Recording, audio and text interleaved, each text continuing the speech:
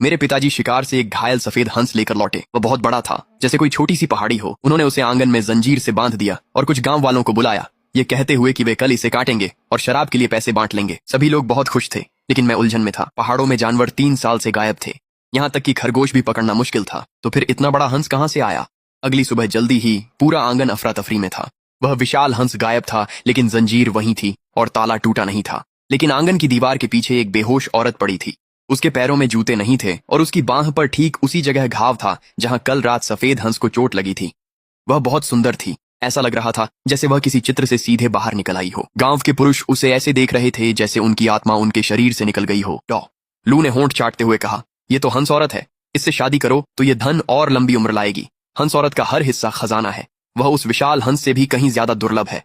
हंस औरत का प्रकट होना बहुत बुरा संकेत है, वांग लंगड़े ने यह कहा, लेकिन एक भी आदमी ने उस पर विश्वास नहीं किया। मैं अभी तक शादीशुदा नहीं हूँ, ये लड़की मेरी होनी चाहिए। वह मेरे आंगन में आई है तो जाहिर है वह मेरे ही परिवार की है। तुम सब बाहर निकल जाओ।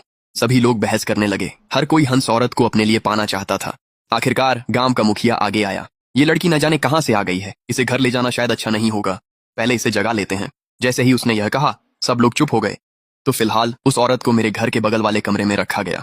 गांव वालों के चले जाने के बाद मेरे पिताजी बगल वाले कमरे में ही रुके रहे और बाहर जाने से इनकार कर दिया। मैंने उन्हें याद दिलाया, हमें आज जड़ी बूटियां लेने पहाड़ पर भी जाना है। माँ की बीमारी और बिगड़ रही है, वह बीमार आत्मा तो मर ही जाए तो अच्छा है। मैं आंगन में बैठकर रो रही थी, सोच रही थी कि माँ के लिए दवा कहाँ से लाऊं। जो वापस आया वह गांव का मुखिया था।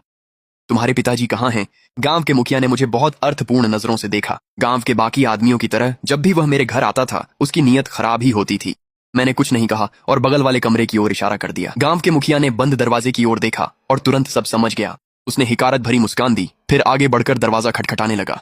पिताजी मुझे मारने गुस्से में बाहर आए, पर दरवाजा खोल मुखिया को देख उन्हें रुकना पड़ा। मुखिया ने उनके कान में कुछ कहा और पैसे थमा दिए।